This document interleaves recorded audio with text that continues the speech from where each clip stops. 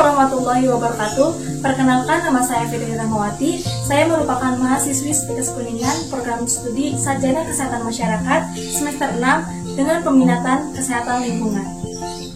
Video ini dibuat untuk memenuhi salah satu tugas ujian tengah semester mata kuliah penyakit berbasis lingkungan. Saya akan memberikan gambaran mekanisme terjadinya suatu penyakit berbasis lingkungan berkaitan dengan perubahan iklim global. Contohnya adalah penyakit DBD atau demam berdarah dengue.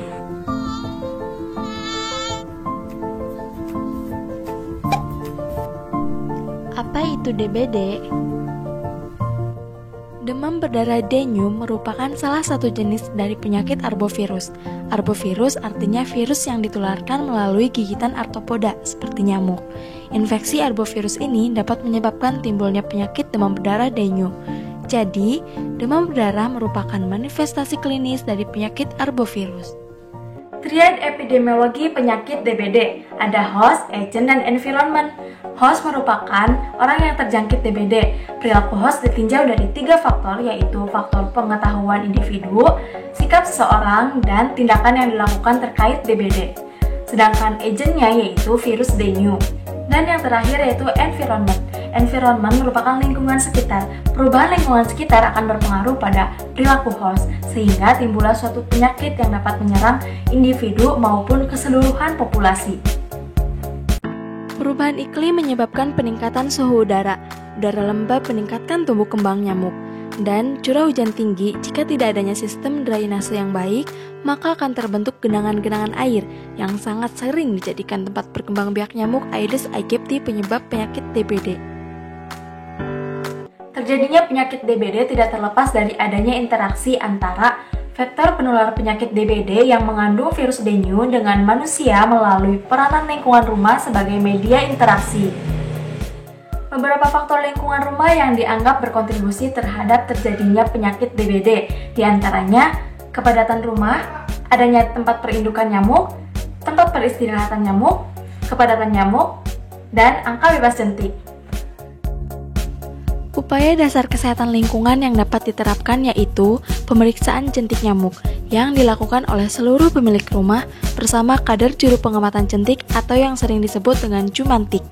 Bisa juga dengan petugas sanitasi puskesmas yang melakukan pemeriksaan terhadap tempat-tempat yang mungkin menjadi perindukan nyamuk dan tumbuhnya jentik. Selain pemeriksaan jentik nyamuk, tentunya dibutuhkan juga pembekalan pengetahuan upaya pencegahan DBD melalui komunikasi, informasi, dan edukasi terkait DBD. Akan tetapi, upaya ini harus didukung oleh masyarakat dan anak-anak usia sekolah agar dapat ikut serta secara aktif dalam pemeliharaan lingkungan yang bebas dari jentik nyamuk Aedes aegypti.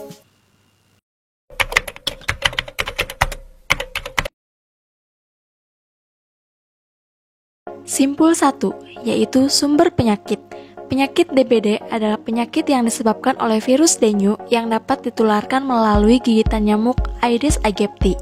Dalam kejadian DBD, penderita DBD dapat dikatakan menderita sakit apabila hasil laboratorium mengatakan positif terdapat virus dengue di dalam tubuhnya merupakan sumber penyakit. Simpul 2, yaitu media transmisi. Penyakit DBD hanya dapat ditularkan melalui vektor nyamuk yang di dalamnya terdapat virus dengue, yaitu nyamuk Aedes aegypti. Demam berdarah dengue tidak dapat menular apabila hanya digigit oleh nyamuk Aedes aegypti dan tidak terdapat virus dengue. Penyakit DBD dapat tertular melalui proses dari nyamuk Aedes aegypti menghisap darah penderita DBD yang terdapat virus dengue di dalam tubuhnya, kemudian memindahkannya ke orang lain. Simpul 3, yaitu perilaku pemajanan. Perilaku masyarakat sangat berpengaruh terhadap perkembangbiakan vektor penyebab penyakit DBD, yaitu nyamuk Aedes aegypti, terutama perilaku terkait dengan kepedulian akan lingkungan di sekitar mereka. Perilaku 3M+, yang merupakan faktor perilaku beresiko terhadap DBD, telah dibuktikan oleh beberapa peneliti bahwa terdapat hubungan dengan kejadian DBD. Simpul 4, yaitu kejadian penyakit. Nyamuk Aedes menghisap darah dari penderita DBD yang positif terdapat virus dengue dan nyamuk tersebut akan menjadi nyamuk infektif. Kemudian, nyamuk tersebut menggigit orang lain dan memindahkan virus dengue ke dalam tubuhnya. Apabila orang tersebut dalam kondisi gizi dan imunitas tubuh yang tidak baik, maka gejala khas akan muncul.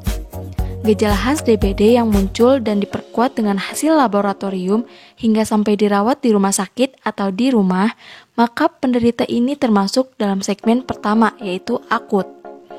Apabila penderita menunjukkan gejala tidak jelas, khas, dan spesifik DBD tetapi diperkuat hasil laboratorium, maka orang tersebut dapat dikatakan positif terkena DBD dan hal ini termasuk dalam segmen kedua, yaitu subklinik.